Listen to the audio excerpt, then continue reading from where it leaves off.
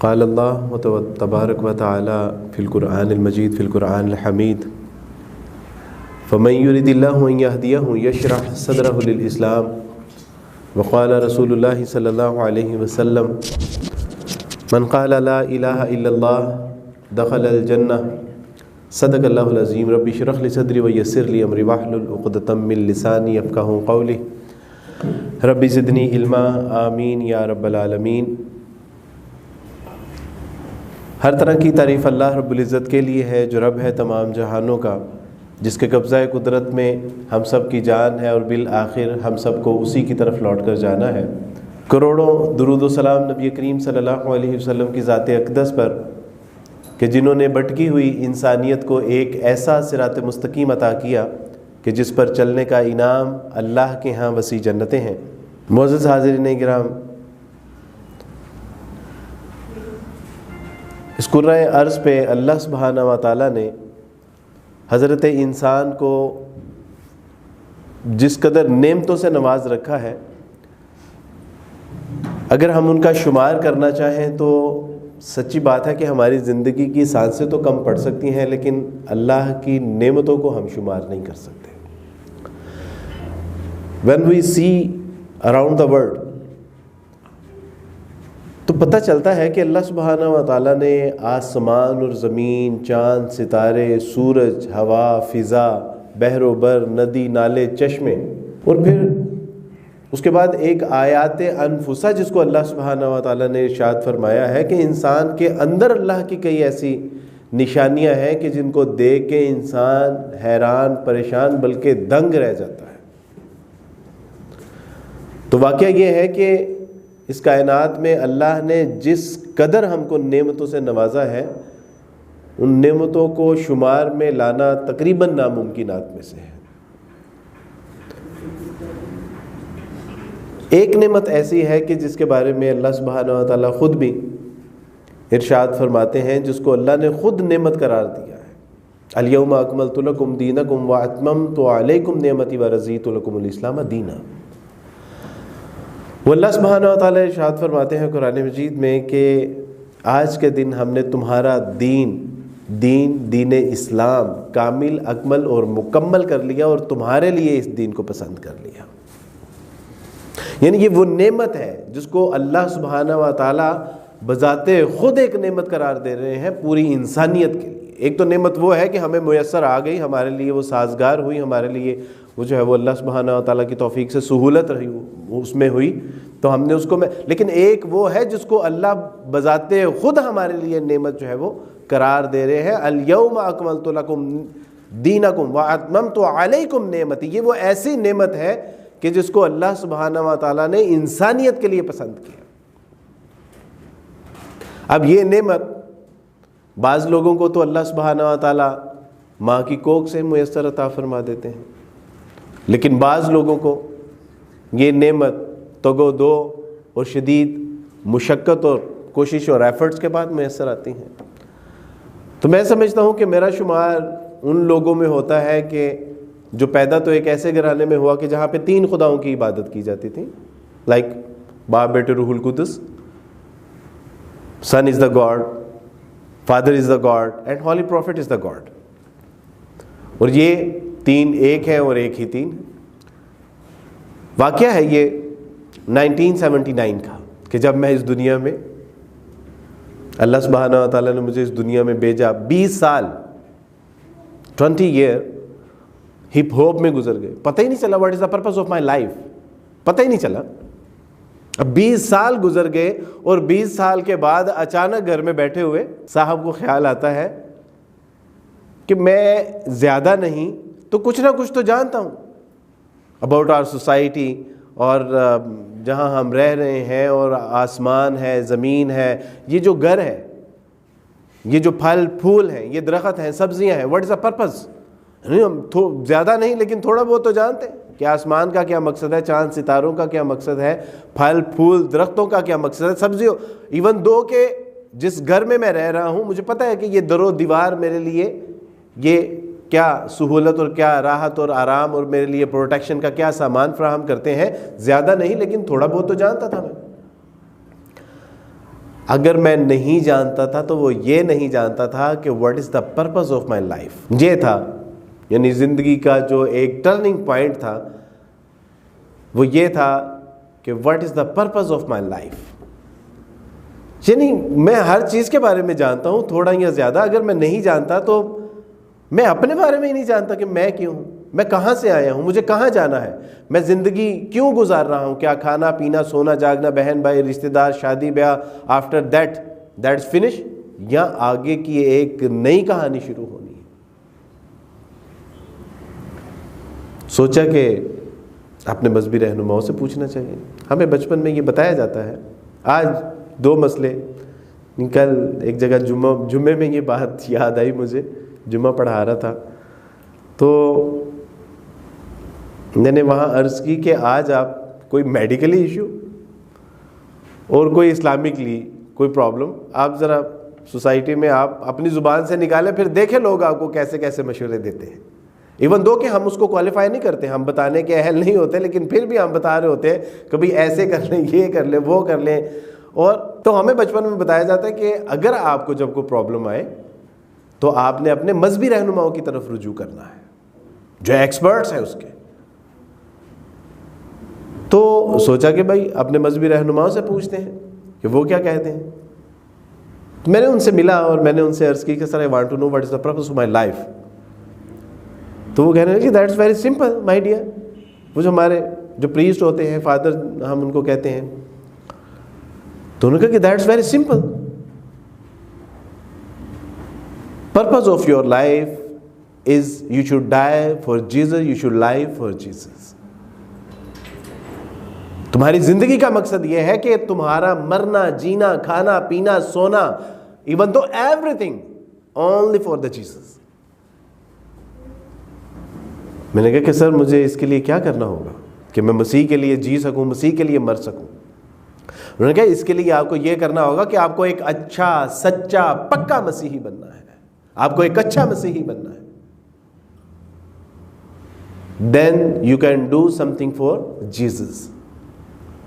اور وہ تھا کیا, یعنی اس کے لیے جینا ہے, مسیح کے لیے مرنا ہے, مسیح کے لیے what's the mean about it.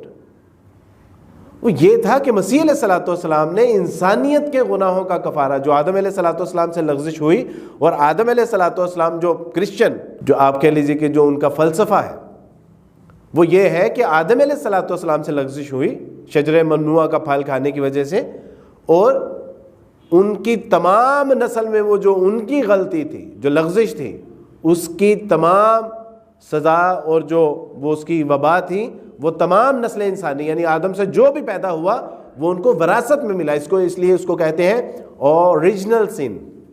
اس کو کہتے ہیں کہ یہ وہ گناہ ہے جو آدم سے ملا ہے اس کی اولاد کو. تو مسیح علیہ الصلوۃ والسلام نے اپنی جان کو صلیب پر سیکریفائی کر کے تمام انسانوں کو اس گناہ کے کفارے سے, اس گناہ کا کفارہ ادا کر دیا. تو دس از دا فلسفہ آف کرسچینٹی. اب کہا کہ بھی چونکہ مسیح علیہ الصلوۃ والسلام نے تمام انسانوں کے گناہوں کا کفارہ دے دیا ہے, لیکن یہ کفارہ اس کے لیے ہوگا جو مسیح علیہ الصلوۃ والسلام پر ایمان لے کے آئے گا, جو مسیح علیہ الصلوۃ والسلام کی قربانی پر ایمان لے کے آئے گا. یہ کفارہ اس کو جو ہے وہ فائدہ پہنچا سکے گا. لہٰذا کرنا کیا ہے کہ یہ کفارے کا جو پیغام ہے جو مسیح علیہ الصلوۃ والسلام نے اپنی جان کا نذرانہ صلیب پر پیش کیا ہے, اس کو پوری دنیا میں پہنچانا ہے تاکہ لوگ اس پر ایمان لے کے آئیں, اور ایمان لے کے آئیں کہ خداوند تعالیٰ نے انسانیت کے ساتھ دنیا سے ایسی محبت رکھی کہ ان کے گناہوں کے کفارے کے لیے اپنے بیٹے کو قربان کر دیا. تو کہا گیا کہ جی آپ نے اس لیے مسیح علیہ الصلوۃ والسلام کے لیے پوری زندگی اپنے آپ کو کھپانا ہے. دس از پرپز آف یور لائف. تو میں نے کہا سر اس کے لیے کیا کرنا ہوگا, کہ اس کے لیے آپ کو اچھا, سچا, پکا مسیحی بننا ہے, اچھا مسیحی بننا ہے. تو میں نے کہا سر مجھے اچھا مسیحی بننے کے لیے کیا کرنا ہوگا. تو انہوں نے کہا کہ آپ کو اچھا مسیحی بننے کے لیے مسیحی تعلیمات کو پڑھنا نہیں ہے, مسیحی تعلیمات کو اس کے رنگ میں رنگ جانا ہے. جس طرح صبغت اللہ کہا جاتا ہے, من احسن, کہ اللہ کے رنگ میں رنگ جاؤ, اور اللہ کے رنگ سے بہتر کس کا رنگ ہے. جو ہمارے مذہبی رہنما ہے, کیتھولک میں اس کو فادر کہتے ہیں, اور پروٹیسٹنٹ میں اس کو جو ہے وہ پادری بھی کہتے ہیں, اور ان کو پاسٹر بھی کہتے ہیں. تو پاسٹر جو یہ دو ٹرمز ہیں جو کیتھولک کے لیے فادر کی استعمال ہوتی ہیں اور پروٹیسٹنٹ کے لیے جو ہے وہ پاسٹر کی. تو ہمارے فادر چونکہ میرا تعلق کیتھولک سے تھا اور میں نے فادر سے کہا کہ انہوں نے کہا کہ اس آپ مسیحی تعلیمات میں اپنے آپ کو رنگ لینا ہے آپ نے. اور ایک مشن زندگی کا پہلی بار پتہ چلا کہ مجھے اب ایک اچھا سچا پکا عیسائی بننا ہے.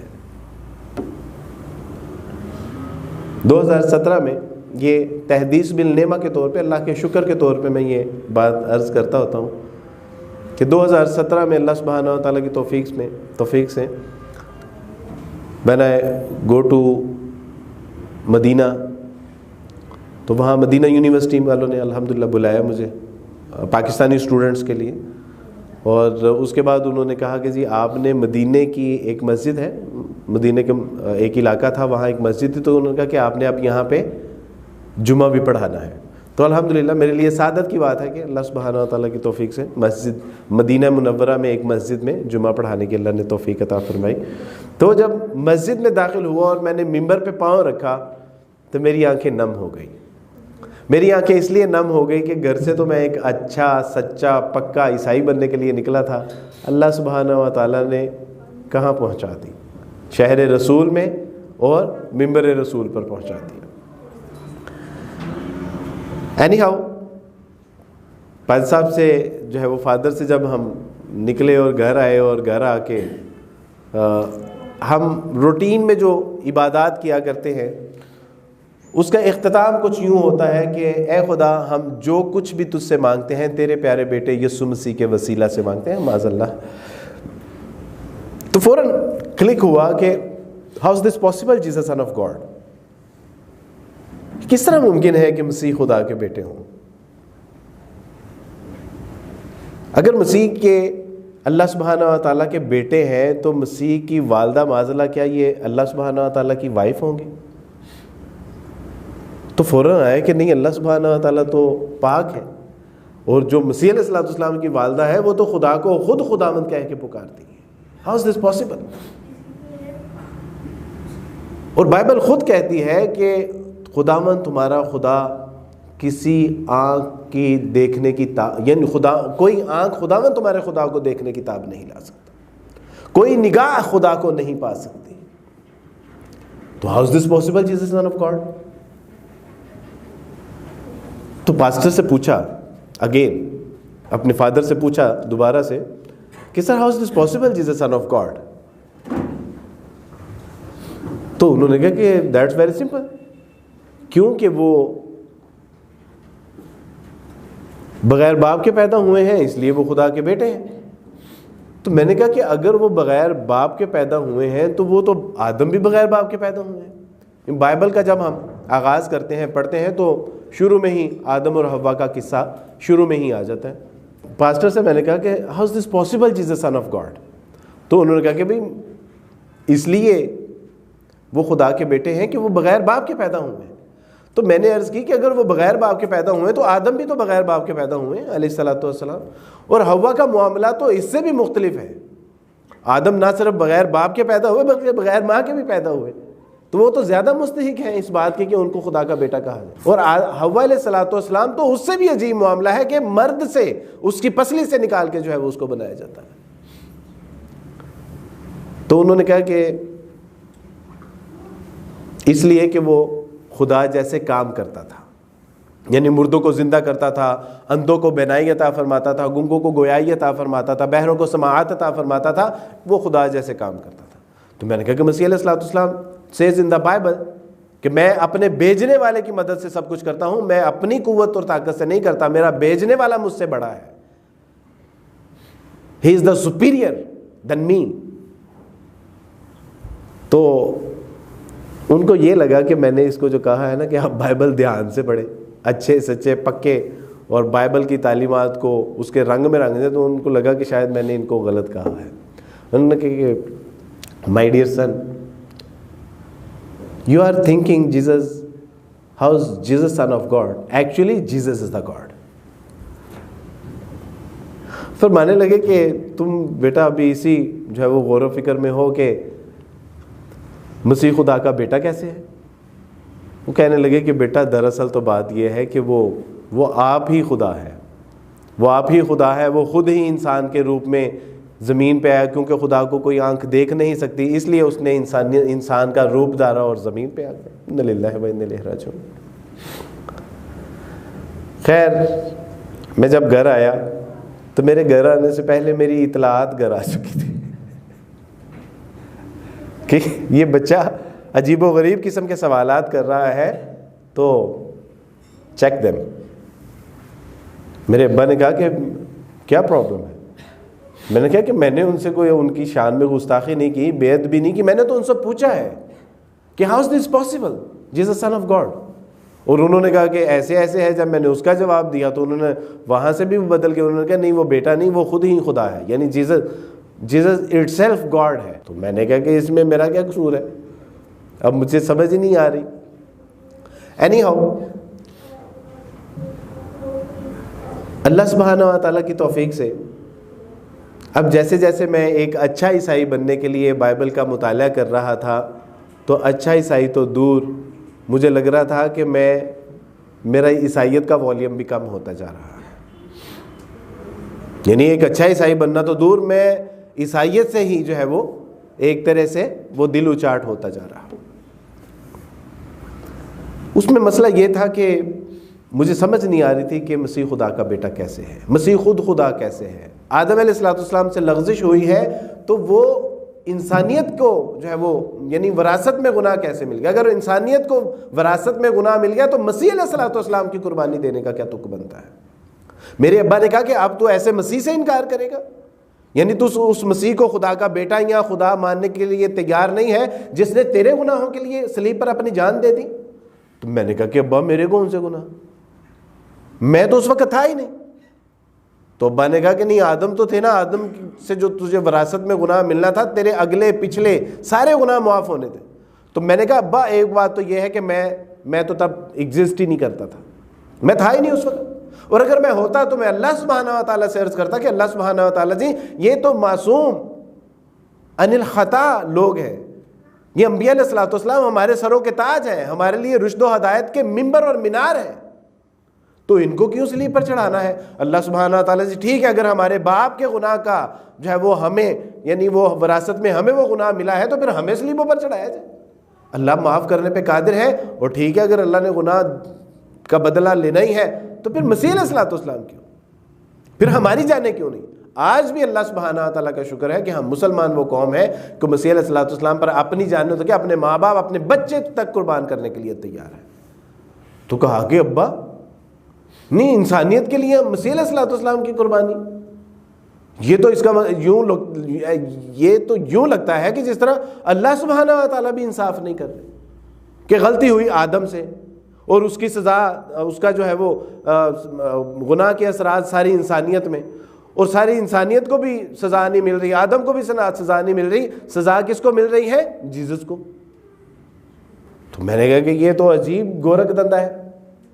اینی ہاؤ، یہ اوور آل جب میں نے مسیحی تعلیمات کا مطالعہ کیا تو مجھے اندازہ ہوا کہ یہ افراط و تفریط پر مشتمل تعلیمات ہے، جو مروجہ مسیحی تعلیمات ہے۔ دراصل یہ انبیاء علیہ الصلوۃ والسلام کی تعلیمات نہیں ہے، مسیح علیہ الصلوۃ والسلام کی تعلیمات نہیں ہے، ان کے عقائد و نظریات، عبادات، طور طریقہ، یہ انبیاء علیہ الصلوۃ والسلام کا اس کے ساتھ کوئی تعلق نہیں ہے، یہ مروجہ ہے اور خود ساختہ ہے۔ مصنفین جو گوسپلز کے جو مصنفین ہیں وہ خود کہتے ہیں کہ ہم نے صحیح باتیں معلوم کر کے کوشش کر کے ان کو قلم بند کر دیا، یعنی انہوں نے کہا کہ ہم نے کوشش کی، اور پہلی مسیح علیہ الصلوۃ والسلام کی تعلیمات کا اوپر جو پہلا مجموعہ وہ 60 سال بعد لکھا جاتا ہے۔ آپ تصور کیجئے کہ 60 سال میں ایک پوری نسل سکپ ہو جاتی ہے، وہ پتہ ہی نہیں ہے، اور کہا کہ ہم نے معلوم کر کے صحیح باتوں کو جو ہے وہ انجیل میں لکھنا شروع کیا۔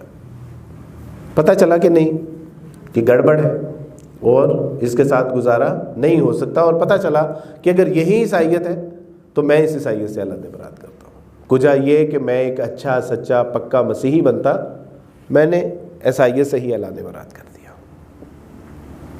میرے دوستو، بھائیو، بزرگوں، اس کے بعد ایک اہم مرحلہ شروع ہوتا ہے جس کے تناظر میں اگر ہم اپنے گریبان میں جان کے دیکھیں تو ہمیں پتہ چلے گا کہ کہاں پر ہم غلطی کر رہے ہیں۔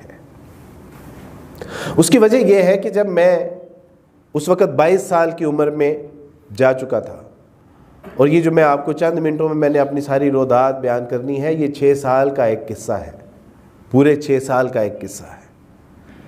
اور ہوا یوں کہ جب میں نے عیسائیت سے اعلان برات کر دیا تو میں نے کہا ٹھیک ہے، انسان کو کسی مذہب کے ماننے کی ضرورت نہیں ہے، اگر مذاہب یہی سکھاتے ہیں تو مذہب کو ماننے کی ضرورت ہی کیا ہے۔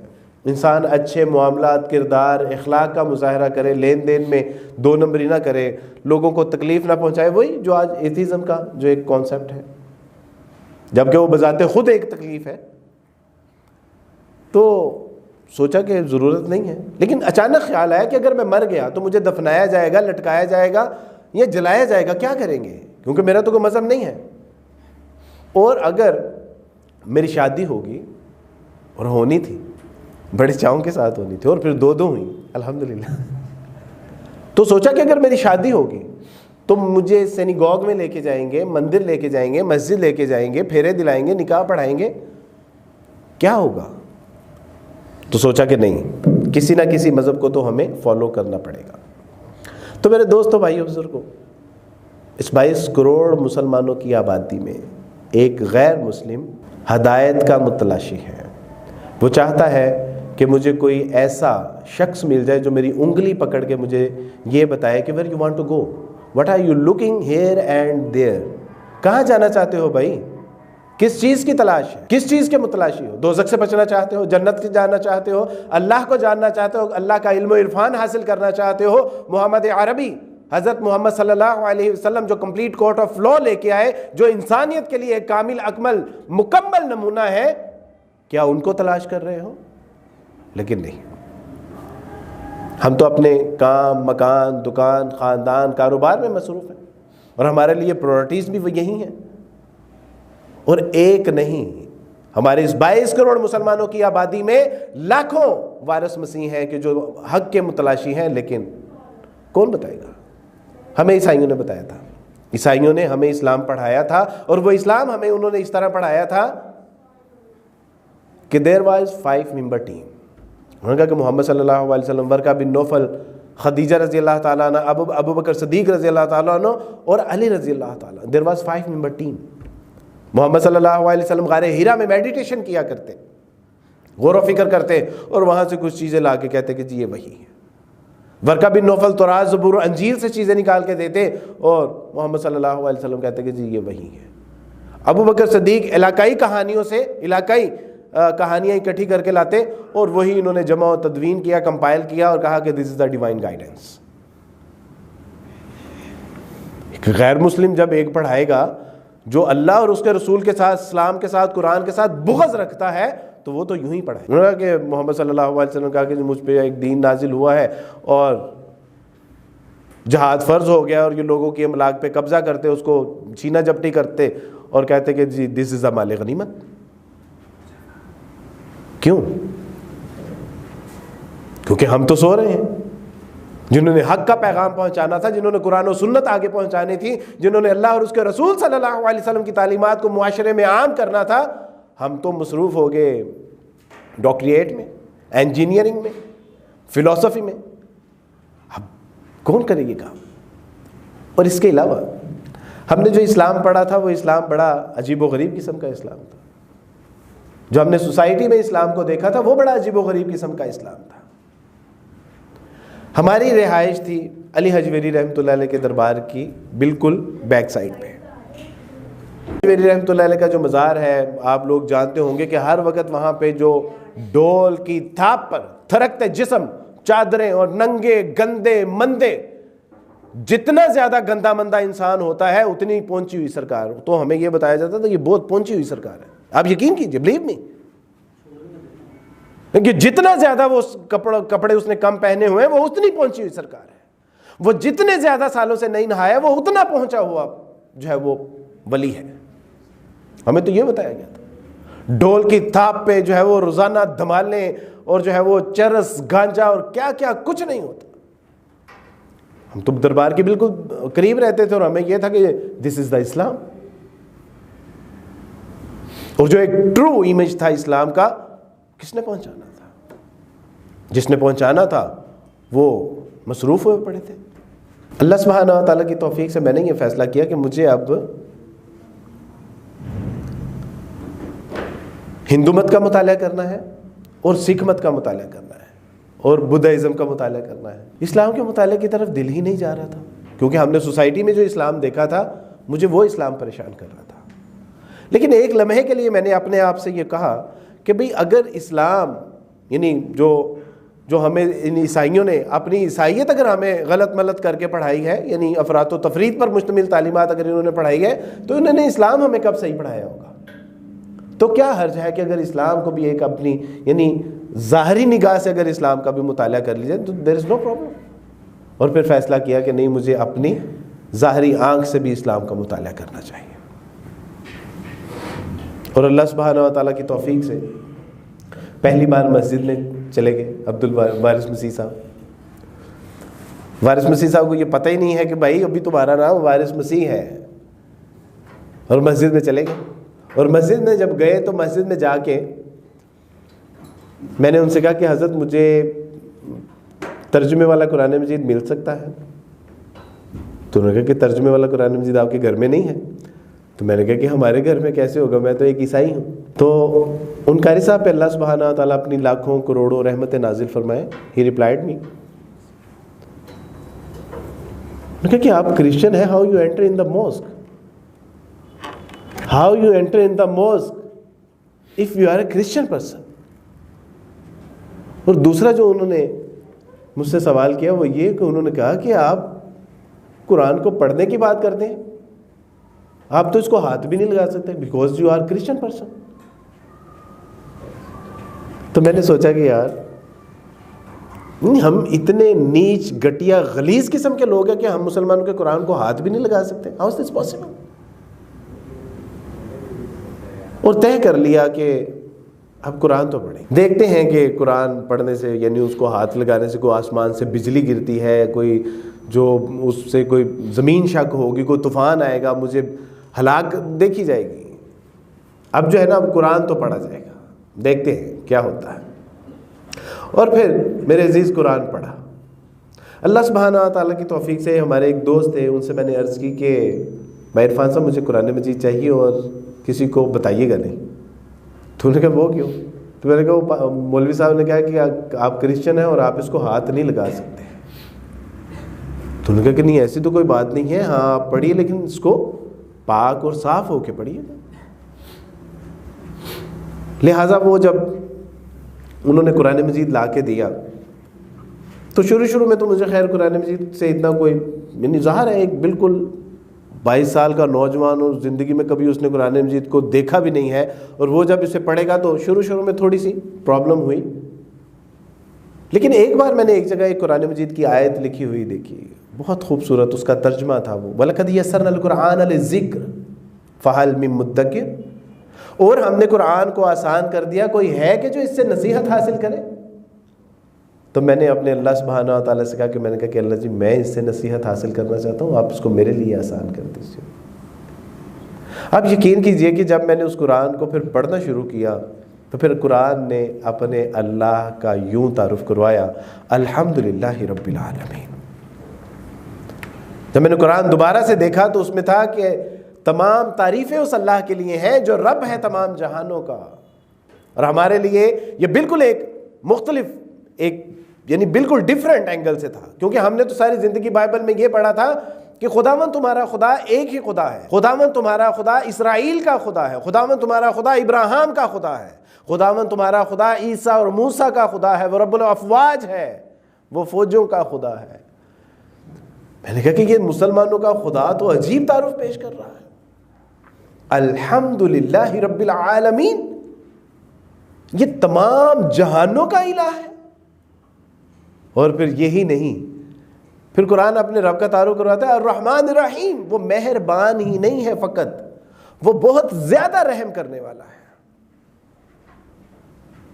اور انسان اس غلطی میں مبتلا نہ ہو جائے کہ اللہ رحمان اور رحیم ہے، وہ بہت زیادہ رحم کرنے والا ہے، ساتھ ہی قرآن نے اپنے رب کا تعارف کروایا وہ مالک یوم الدین بھی ہے۔ انسان اپنے آپ کو شتر بے مہار نہ سمجھنا، وہ چھوٹی سی چھوٹی نیکی کی جزا بھی دے گا اور چھوٹی سی چھوٹی کوتاہی کی سزا بھی دے گا، اور اس دن جس دن یہ تمام فیصلے کیے جائیں گے وہ مالک یوم، اس دن کا وہ مالک ہے۔ انشاءاللہ یہ کیا اللہ سبحانہ و تعالیٰ کا تعارف قرآن پیش کر رہا ہے، ایاک نعبد و ایاک نستعین۔ یہ ایک میرے دوستو ایک غیر مسلم، ایک عیسائی جس کو ہم معاشرے میں چوڑا کہتے ہیں، یہ قرآن اپنے آپ کو اس کے اوپر کھول رہا ہے اور کہہ رہا ہے کہ اللہ سبحانہ و تعالیٰ کا پیغام انسانیت کے نام ایاک نعبد و ایاک نستعین، یہ فلسفہ عبادت ہے کہ میرے بندے اگر تو میری عبادت میں لگ گیا، میرے آگے گڑیا زاری کرنی شروع کر دی، میرے آگے گڑ گڑانا شروع کر دیا، میرے آگے رونا دھونا شروع کر دیا، میرے آگے سجدے رکوع اور قیام کرنے شروع کر دیے، تو پھر میں تجھے در در پہ رونے نہیں دوں گا، پھر در در پہ مانگنے نہیں دوں گا، پھر در در پہ جھکنے نہیں دوں گا۔ اقبال اس کو کہتے ہیں وہ ایک سجدہ جسے تو گراں سمجھتا ہے، ہزار سجدوں سے دیتا ہے آدمی کو نجات۔ اللہ کہہ رہے ہیں ایاک نعبد و ایاک نستعین، اے میرے بندے میری عبادت کرتے رہنا، میں تیرے لیے کافی وافی شافی ہو جاؤں گا۔ اس وقت قرآن کہتا ہے کہ اہدنا الصراط المستقیم، where you want to go? You want to go in the paradise؟ تم بچنا چاہتے ہو اللہ کی دوزخ کی آگ سے بھڑکتی ہوئی، ہمیشہ ہمیشہ کے عذاب سے بچنا چاہتے ہو، تو فرمایا کہ ھذا صراط مستقیم۔ مسیح علیہ السلام says in the Quran ان اللہ ربی و ربکم فاعبدوہ ھذا صراط مستقیم، فرمایا کہ بے شک میرا اور تمہارا الہ وہ واحدہ و یکتا ہی ہے، بس اسی کی عبادت کرو اور یہی تو سیدھا راستہ ہے۔ تو قرآن کہہ رہا ہے کہ اہدنا الصراط المستقیم، قرآن کہتا ہے کہ اے میرے بندو جن کی طبیعتوں پر جمود طاری ہو چکا ہے، جو فریز ہو چکے ہیں، جو اسپرچولی فریز ہو چکے ہیں، کم سے کم یہ اللہ کا بتایا ہوا نسخہ اہدنا الصراط، اللہ ہمیں سیدھا راستہ عطا فرماتے سے۔ کون سا راستہ؟ وہ راستہ کہ جن پر شہداء، انبیاء، صدیقین، شہداء، صالحین چلے اور اللہ سبحانہ و تعالیٰ نے ان کو کامیاب اور کامران کر دیا۔ وہ راستہ کہ جن سے یہود و نصارہ نے غفلت برتی، ڈی ٹریک ہوئے اور اللہ سبحانہ و تعالیٰ نے ان کو ذلیل و رسوا کر دیا، گمراہ کر دیا۔ ھذا صراط مستقیم، قرآن کہتا ہے کہ یہی تو صراط مستقیم، الحمد سے لے کے وہ ناس تک پڑھتا جا اور چڑھتا جا۔ یہ قرآن مبین جس کو ھدی للناس کہا ہے اللہ سبحانہ و تعالیٰ نے، یہ وہ قرآن کہ جو زمانوں میں ہمیں نمایاں کرنے کے لیے آیا تھا، وہ قرآن جو ہمیں ذلت اور رسوائی سے نکالنے کے لیے آیا تھا، وہ قرآن جو ہمیں عزت اور رفعت عطا فرمانے کے لیے آیا تھا۔ اس قرآن کو کہا کہ بھائی صاحب آپ تو عیسائی ہیں، اس لیے we are very sorry we can't give you because you are a Christian person. What is this? اور اقبال کہتے ہیں اس قرآن مجید کے حوالے سے، سبحان اللہ، اقبال کہتے ہیں کہ فاش گویم آنچ در دل مزمرست این کتاب نیست چیز دیگر است۔ اقبال کہتے ہیں کہ اگر تم مجھے اجازت دو زبان کھولنے کی تو وہ یہ ہے کہ this is not any book, this is any other thing۔ تم نے اس کو کتاب سمجھ لیا ہے؟ نہیں، یہ کتاب نہیں ہے۔ کتابیں تو ایک بار پڑھنے کے بعد دوبارہ پڑھنے کو جی نہیں چاہتا، بوسیدہ ہو جاتی ہیں، دوبارہ دل نہیں کرتا اس کتاب کو ہاتھ لگانے، لیکن یہ کتاب نہیں ہے۔ this is any other thing، مثل حق بن ہم پیداست نہیں، زندہ و پائندہ و گویاست نہیں۔ اقبال کہتے ہیں کہ یہ تو ذاتی باری تعالیٰ کی تجلی کی مانند ہے۔ ادھر اللہ سبحانہ و تعالیٰ سے خواہش طفل کی جاتی ہے، موسیٰ علیہ السلام کہتے ہیں کہ اللہ I want to see you۔ اللہ کہتے ہیں کہ بھی تم نہیں دیکھ سکتے، ہاں میں اپنی ایک تجلی پہاڑ پر ڈالتا ہوں، اگر پہاڑ اپنی جگہ پر قائم دائم رہا تو پھر تم مجھے دیکھ لو گے۔ اور کیا ہوا؟ قرآن کہتا ہے کہ جب تجلی اس پہاڑ پر اللہ سبحانہ و تعالیٰ کی ایک ڈلی تو پہاڑ دبا پھٹا ریزہ ریزہ ہو گیا۔ اور یہی معاملہ قرآن مجید کے بارے میں اللہ سبحانہ و تعالیٰ ارشاد فرماتے ہیں لو انزلنا هذا القرآن على جبل لرأيته خاشعا متصدعا من خشیۃ اللہ۔ کہ اگر اس قرآن کو ہم کسی پہاڑ پر نازل کرتے تو وہ پہاڑ دبتا پھٹتا ریزہ ریزہ ہو جاتا۔ اقبال کہتے ہیں کہ یہ تو ذاتی باری تعالیٰ کی تجلی کی مانند ہے، وہ جو پہلے گزر چکی وہ کتاب اللہ تھی، یہ کلام اللہ ہے، تو کلام اللہ ہے۔ جو مجا در رفت جہاں دیگر شوید، جہاں چو دیگر شد جہاں دیگر شوید۔ اقبال کہتے ہیں کہ یہ وہ ایک معجزہ ہے، یہ انسانیت کے لیے وہ ایک نمایاں تبدیلی کا ذریعہ ہے کہ جب انسان کے اندر داخل ہوتا ہے تو اندر کی دنیا تبدیل ہو جاتی ہے، اور جب اندر کی دنیا تبدیل ہوتی ہے تو پھر باہر کی دنیا بھی تبدیل ہوتی ہے۔ پھر یوسف یوحنا نہیں رہتا، پھر اللہ اس کو محمد یوسف بنا دیتے ہیں۔ پھر وہ وارث مسیح نہیں رہتا، پھر اللہ اس کو عبد الوارث بنا دیتے ہیں۔ میں نے کہا کہ حضرت نے مجھے کہا کہ آپ قرآن نہیں پڑھ سکتے، اور قرآن اپنے رب کا عجیب و غریب قسم کا تعارف پیش کر رہا ہے۔ کبھی ہم پڑھیں تو صحیح اس قرآن کو، کبھی اس سے زندگی کے مسائل ہم پوچھیں تو صحیح۔ مجھے آج بھی یاد ہے کہ 2007 یا غالباً 2006-07 میں میرے ذہن میں کچھ سوالات ہوتے تھے قرآن سے متعلق کہ یہ پوچھیں گے، اور ڈاکٹر اسرار رحمہ اللہ کے ہاں میں زمانہ عیسائیت میں ان کے دروس اٹینڈ کیا کرتا تھا، اور جب میں وہاں جاتا تو ڈاکٹر اسرار رحمہ اللہ تعالی میرے سوالات کے جواب دے رہے ہوتے۔ میں حیران تھا کہ جو اللہ سبحانہ و تعالیٰ کی توفیق سے میں سوال پوچھنے کے لیے جا رہا تھا، اللہ نے پہلے سے انتظام کر دیا کہ میرا ایک بندہ ہدایت کا متلاشی ہے، قرآن سے متعلق سوالات ہے، اللہ نے ان کو پہلے مقرر کر رکھا ہے کہ آپ اس پہ آج بیان کیجیے۔ کبھی ہم پوچھیں تو صحیح اس قرآن سے اپنی زندگی کے مسائل۔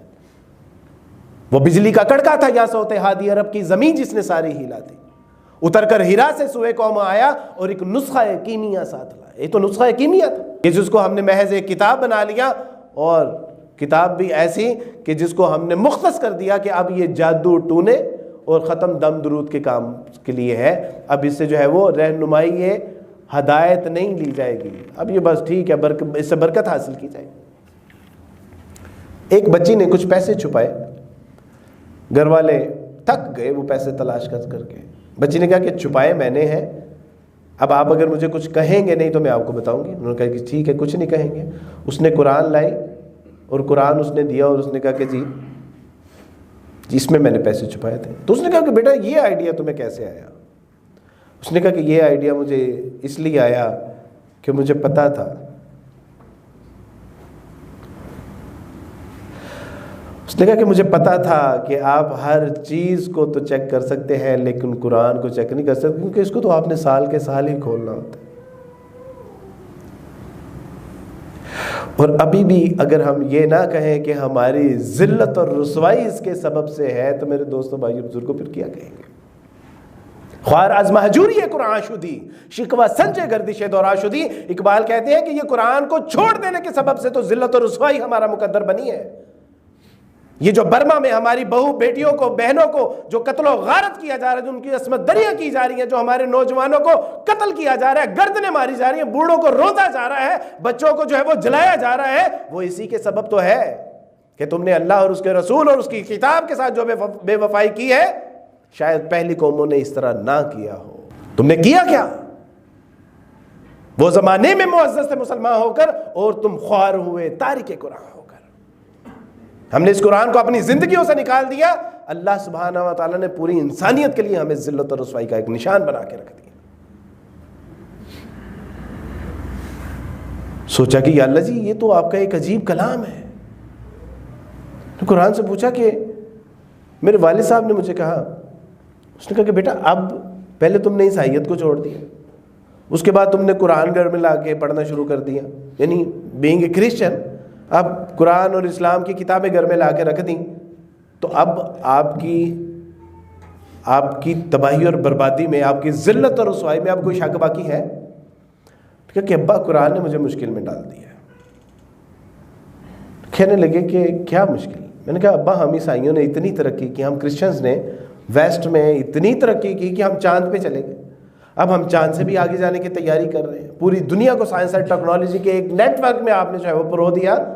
لیکن میں نے کہا کہ ابا مسلمانوں کے قرآن نے مجھے پریشان کر دیا۔ فرمایا وہ کیا ہے؟ میں نے کہا کہ مسلمانوں کا جو قرآن ہے، ان کے رب کا جو کلام ہے، وہ کہتا ہے کہ اللہ وحدہ و یکتا ہے. قل هو اللہ احد، وہ وحدہ و یکتا ہے، وہ اکیلا ہے، وہ تنہا ہے. اور کہتا ہے کہ اللہ الصمد، وہ ہر چیز سے بے نیاز ہے، وہ کسی چیز کا محتاج نہیں ہے. اور کہتا ہے کہ لم یلد ولم یولد، نہ وہ کسی سے پیدا ہوا ہے نہ اس سے کوئی پیدا ہوا ہے. وَلَمْ يَكُنْ لَهُ كُفُوًا أَحَدٌ، اور اس جیسا کوئی نہیں ہے. میں نے کہا کہ ابا، ہم اتنی سائنس اور ٹیکنالوجی میں ہم اس قدر ترقی کر چکے ہیں، کیا ہم مسیح علیہ الصلوۃ والسلام میں اس کی کوئی ایک صفت بھی پیدا نہیں کر سکتے؟ ہم جانتے ہیں کہ مسیح علیہ الصلوۃ والسلام وحدہ و یکتا نہیں ہے، وہ اکیلے اور تنہا نہیں ہے. ہم جانتے ہیں کہ وہ محتاج تھے، وہ روتے تھے، کھاتے تھے، پیتے تھے، سوتے تھے، ان کو درد ہوتی تھی. ہم جانتے ہیں کہ وہ مریم سے پیدا ہوئے ہیں. ہم جانتے ہیں کہ اس جیسے کئی اور بھی لوگ تھے. کہ ابا ہم یعنی مسیح میں کوئی ایک صفت بھی، یہ جو قرآن ایک الہ کی جو کوالٹیز انٹروڈیوس کر رہا ہے، جو کہہ رہا ہے کہ یہ اللہ سبحانہ و تعالیٰ کے سوا کسی کی نہیں ہو سکتی، کیا ہم کسی طرح مسیح علیہ الصلوۃ والسلام میں ان کو ایڈجسٹ نہیں کر سکتے؟ میرے دوستو بھائی بزرگو، یہ 1443 سال کا واقعہ ہے کہ 1443 سال پہلے اسلام نے یہ چیلنج دیا تھا، اور آج تک وہ چیلنج قبول ہے. اور یہ 1443 کروڑ سال بھی ہو جائیں گے نا تو یہ چیلنج اپنی جگہ پہ برقرار رہے گا. میرے ابا کی زبان گنگ ہو گئی، بند ہو گئی. میں نے کہا کہ ابا، اگر آپ سمجھتے ہیں کہ یہ صرف اللہ کے اندر ہی صفات ہو سکتی ہیں تو پھر مان لیجئے کہ مسیح اللہ نہیں ہے. He is not God. He is the man of God. وہ خود کہتے ہیں کہ میں اللہ کا بھیجا ہوا بندہ ہوں. تو ہم کیوں اس بات میں تردد کرتے ہیں کہ ہم مسیح علیہ الصلوۃ والسلام کو اللہ کا بندہ اور اس کا رسول کہیں؟ میں نے قرآن سے پوچھا، کیونکہ ہم جانتے ہیں کہ ہر سال جو RIV بائبل کا ایک ورژن آتا ہے، RIV یعنی revised version, revised version, new version, NIV new version. ہمیں پتہ ہے کہ ہر سال بائبل کے اندر جو ہے وہ اس کو تبدیل بھی کیا جاتا ہے، کچھ چیزیں نکالی بھی جاتی ہیں، کچھ چیزیں ایڈ بھی کی جاتی ہیں. تو میں نے قرآن بھی کہتا ہے ثمناً قلیلا، چند پیسوں کی خاطر، تھوڑے سے مفاد کی خاطر بڑھا دیتے ہیں، گھٹا دیتے ہیں. اور توراۃ، زبور، انجیل، اور خود اس میں لکھا ہوا کہ تم نے خداوند اپنے خدا کا کلام بگاڑ ڈالا. یعنی بائبل میں خود ہی لکھا ہوا کہ تم نے خداوند اپنے خدا کے کلام تم نے خداوند اپنے خدا کے کلام کو بگاڑ ڈالا. قرآن سے پوچھا کہ اگر تو اللہ کا کلام ہے، اگر تو ہدی للناس، تو تیرے ساتھ ویسا معاملہ نہیں ہوا جو توراۃ، زبور، انجیل کے ساتھ ہوا؟ تو قرآن نے کیا خوبصورت جواب دیا. قرآن نے کہا الف لام میم ذالک الکتاب لا ریب فیہ ھدی للمتقین. الف لام میم یہ وہ کتاب ہے جس میں شک شبہ نہیں، شک شبے کی گنجائش بھی نہیں ہے. یہ وہ کتاب ہے، الف لام میم ذالک الکتاب لا ریب فیہ ھدی للمتقین. اور یہ جو اللہ سے ڈرنے والے ہیں نا، یہ ان کے لیے ہدایت کا سرچشمہ ہے. قرآن نے کہا کہ اِنَّا نَحْنُ نَزَّلْنَا الذِّکْرَ وَإِنَّا لَهُ لَحَافِظُونَ. بے شک یہ قرآن مجید اللہ سبحانہ و تعالیٰ نے ہی نازل کیا ہے اور اللہ خود ہی اس کی حفاظت کرنے والے ہیں. Because this is the last and final Testament. تورات کے بعد کتاب آنی تھی، زبور کے بعد کتاب آنی تھی، انجیل کے بعد کتاب آنی تھی، انبیاء نے آنا تھا، ان کی اصلاح ہوتے رہنا تھا. ناؤ محمد صلی اللہ علیہ وسلم is the last and final prophet and this book is the last and final testament. اب چونکہ اس کے بعد اس کی اصلاح کے لیے کوئی نہیں آنا، نہ کوئی نبی آنا ہے، نہ کوئی کتاب آنی ہے، اس لیے اللہ سبحانہ و تعالیٰ نے اس کی خود ذمہ داری لے لی. اِنَّا نَحْنُ نَزَّلْنَا الذِّکْرَ وَإِنَّا لَهُ لَحَافِظُونَ. اور ہم خود ہی اس کی حفاظت کرنے والے ہیں. میں یہ مفتی حضرات جو بنتے ہیں ان کی ایک کلاس لے رہا تھا، تو اس کلاس میں کنتم خیر امۃ اخرجت للناس تأمرون میں نے پڑھا. تو باہر جا کے مجھے ایک بچے نے کہا کہ سر وہ آپ نے جو آیت پڑھی تھی نا وہ تأمرون نہیں ہے، تأمرون ہے.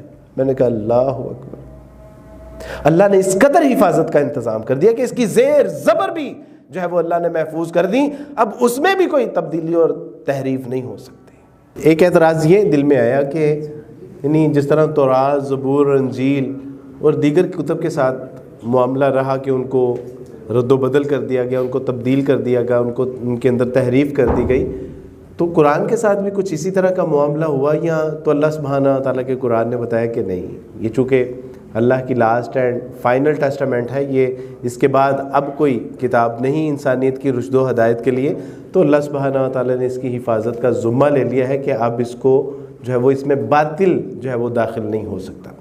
تو الحمدللہ یہ اللہ سبحانہ تعالیٰ کی بہت بڑی نعمت ہے انسانیت کے لیے۔ مجھے ایک واقعہ یاد آ رہا ہے، وہ واقعہ یہ کہ ایک شاگرد اور استاد جو دونوں قرآن پڑھنے اور پڑھانے والے تھے، اور استاد صاحب کا انتقال ہو گیا ساری زندگی، جس طرح ڈاکٹر اسرار رحمہ اللہ فرمایا کرتے تھے کہ یہ نصف صدی کا قصہ ہے، یہ پل دو پل کی بات نہیں، یعنی انہوں نے واقعی 65 ایئر قرآن مجید کو پڑھا اور پڑھایا اور اس کی دعوت عام کی۔ تو وہ صاحب، وہ بزرگ جن کا انتقال ہوا، وہ بھی اللہ سبحانہ تعالیٰ کے دین کی خدمت کر رہے تھے، قرآن کو پڑھ اور پڑھا رہے تھے، ان کا انتقال ہو گیا۔ جب ان کا انتقال ہوا تو ان کے جو شاگرد تھے ان کی خواب میں آئے، تو انہوں نے پوچھا کہ استاد جی آپ کا انجام کیا ہوا؟ تو انہوں نے کہا کہ میرا انجام اچھا ہوا، اللہ تعالیٰ نے جنت الفردوس میں جگہ عطا فرما دی۔ تو کہا کہ آپ کے پڑوس میں کون سے نبی یا کوئی صحابی یا مفسرین، محدثین؟ تو کہا کہ نہیں، میرے پڑوس میں ایک غریب سا مزدور صفت آدمی تھا، اور اس کو اللہ سبحانہ تعالیٰ نے، یعنی مجھے اس کا پڑوس ملا ہے۔ تو بڑا اشتیاق ہوا شاگرد کو کہ آخر یعنی استاد صاحب کو اس کا پڑوس کیوں دیا؟ استاد صاحب نے جتنی قرآن مجید کی خدمت کی، ان کو تو کوئی بہت بڑا یعنی اچھا پڑوس ملنا چاہیے تھا، لیکن تو تجسس ہوا کہ چلے اس کی تلاش میں نکلتے ہیں، اور اس کی تلاش میں نکلے اور اس جو استاد جی کے جو پڑوس میں جو ایک مزدور تھا اس کی بیوہ سے جا ملے اور پوچھا کہ آپ کے شوہر کو اللہ سبحانہ و تعالیٰ نے، ہمارے استاد جو کہ بہت بڑے دین کے داعی تھے، قرآن مجید کے جو ہے وہ پڑھنے اور پڑھانے والے تھے، ان کا پڑوس ملا ہے، آخر آپ کے جو شوہر تھے ان کے اندر کون سی ایسی صفات تھی کہ اللہ نے اتنا بڑا رتبہ عطا فرمایا ان کو؟ تو وہ فرمانے لگیں کہ وہ تو ہر وقت فکر معاش میں رہتے تھے، اور ہر وقت جو ہے وہ بیچارے اسی فکر میں رہتے تھے کہ کل کا سامان ہو جائے، صبح کا ہو جائے، دن کا ہو جائے، رات کا ہو جائے، تو اسی فکر میں رہتے تھے ہر وقت بیچارے۔ تو اخیر پہ اس نے بتایا کہ ہاں بس ایک اس کا عمل جو اس کی تمام زندگی سے نمایاں ہے وہ یہ ہے کہ وہ جب کبھی بھی قرآن مجید کے قریب سے گزرتے یا گھر سے نکلنے لگتے تو قرآن مجید کو پکڑ لیتے، گو کہ اس کو پڑھنا نہیں آتا تھا۔ اس نے بتایا کہ اس کو قرآن پڑھنا نہیں آتا تھا، لیکن جب بھی قرآن کے قریب سے گزرتے تو قرآن کو پکڑتے، اس کو چومتے، اس کو سینے سے لگاتے اور کہتے کہ میں تجھے اس لیے پیار کر رہا ہوں کہ تو اللہ کا کلام ہے، اور پھر کہتے کہ مجھے اللہ پڑھنا تو نہیں آتا، لیکن اس کو کھولتے اور اس کی سطروں پر، اس کی لائنز کے اوپر انگلی رکھتے کہ اللہ آپ نے یہ بھی درست کہا ہے، اللہ آپ نے یہ بھی ٹھیک کہا ہے، اللہ آپ نے یہ بھی سچ کہا ہے، صدق اللہ، اے اللہ آپ نے یہ سارا کلام ہی حق کہا ہے، لیکن گو کہ میں اس کو پڑھ نہیں سکتا۔ اللہ سبحانہ و تعالیٰ کو اس کی وہ ادا اتنی خوبصورت اور اتنی پسند آئی کہ اللہ سبحانہ و تعالیٰ نے ایک مفسر قرآن کا پڑوس اس کو عطا فرما دیا۔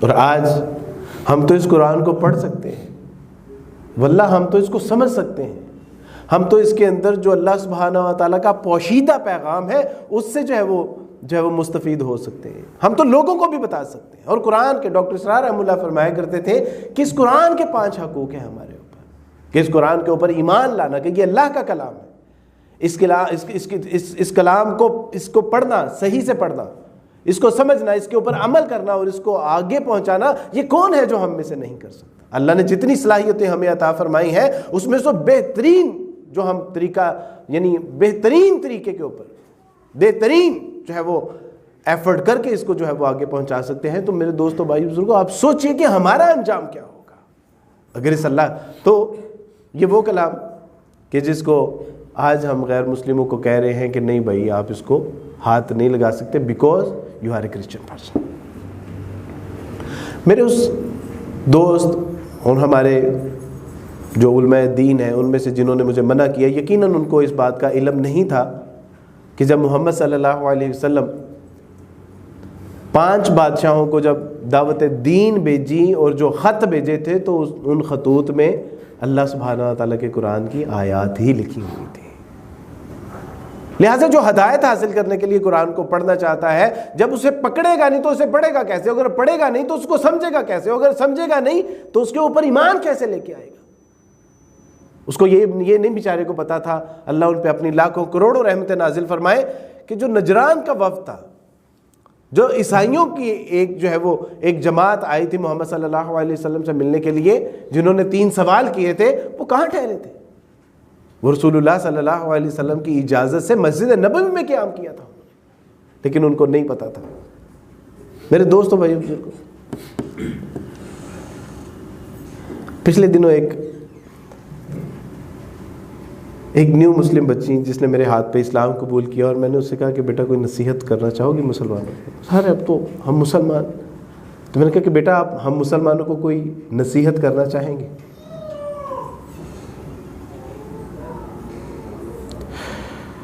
وہ کہنے لگی کہ عبد الوارث بھائی میری عمر 25 سال ہے،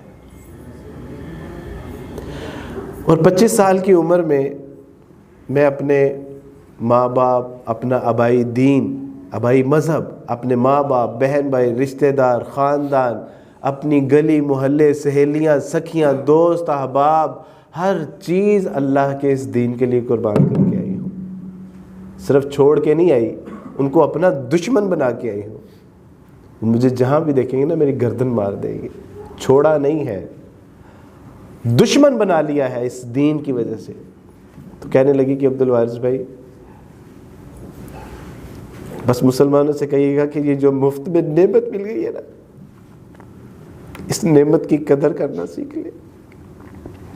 کہ جو مفت میں اللہ سبحانہ و تعالیٰ نے ہمیں نعمت عطا فرما دی ہے، نعمت اسلام، فرمایا کہ اس نعمت اسلام کی قدر کرنی سے سیکھ لیجیے. اور اللہ سبحانہ و تعالیٰ واقعتاً یہ قرآن مجید، میرے دوستو میں کل ایک بچے سے ملا، ایک نیو مسلم بچہ، وہ اپنے گھر کی سراؤنڈنگ میں نماز نہیں پڑھ سکتا ہو اور تڑپتا ہے وہ نماز پڑھنے کے لیے. وہ قرآن نہیں پڑھ سکتا اپنے گھر میں، اپنے گھر کے قرب و جوار کے. کہیں گھر میں پتہ چل گیا کہ یہ اسلام قبول کر چکا ہے تو مجھے میرے گھر والے نا کاٹ کے رکھ دیں گے. دوستو ہم تو پڑھ سکتے ہیں، تو نمازیں آزادی کے ساتھ پڑھ سکتے ہیں، قرآن کی تلاوت کر سکتے ہیں، قرآن کو سمجھ سکتے ہیں، قرآن کو آگے پہنچا سکتے ہیں. یہ وہ قرآن کہ جس کے بارے میں ہمیں کہا جاتا ہے کہ نہیں بھائی. اللہ سبحانہ و تعالیٰ کی توفیق سے جب قرآن کو پڑھا،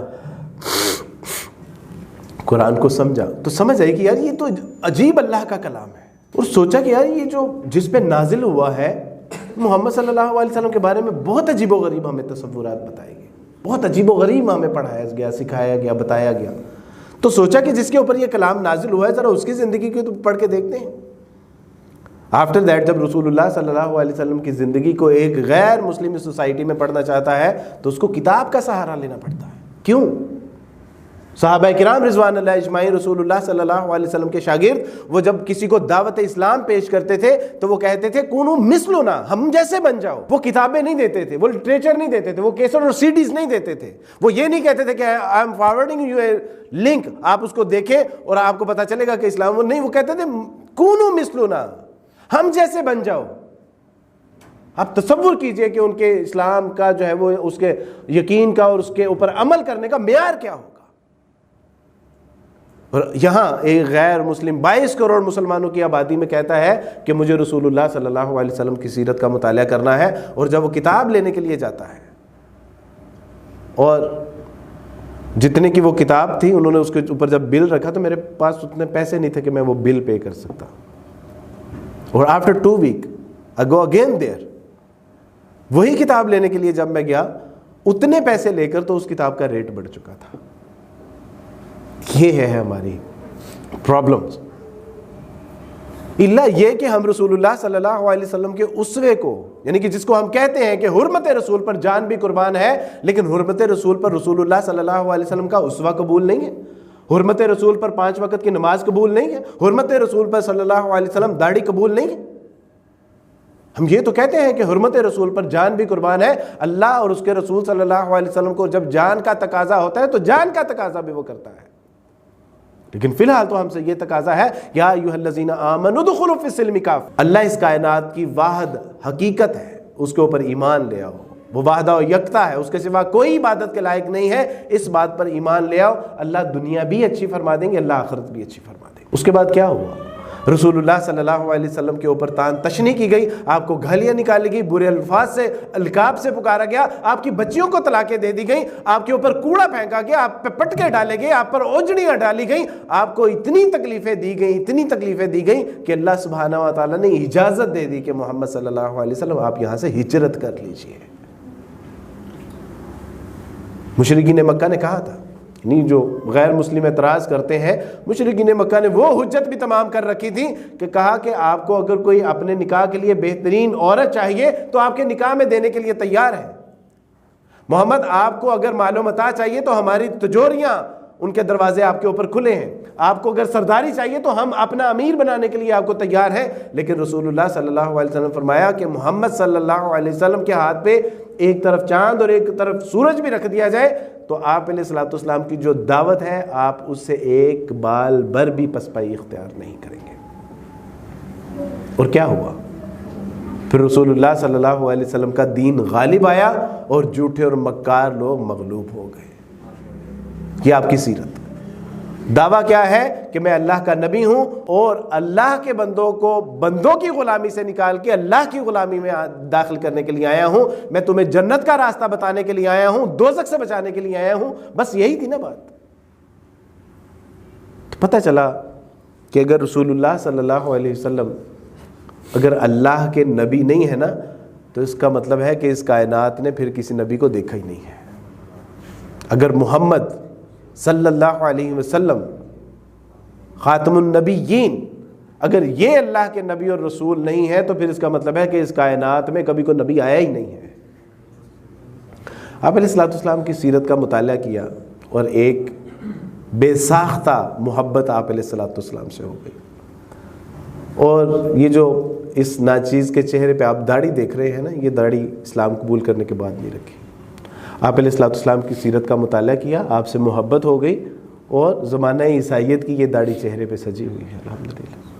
میرے والد صاحب نے ایک بار مجھے کہا کہ بیٹا یہ داڑھی کٹوا دو. میں تب مسلمان ہو چکا ہوا تھا اور اسلام قبول کرنے کے بعد میں گھر میں ہی رہتا تھا اپنے پیرنٹس کے ساتھ.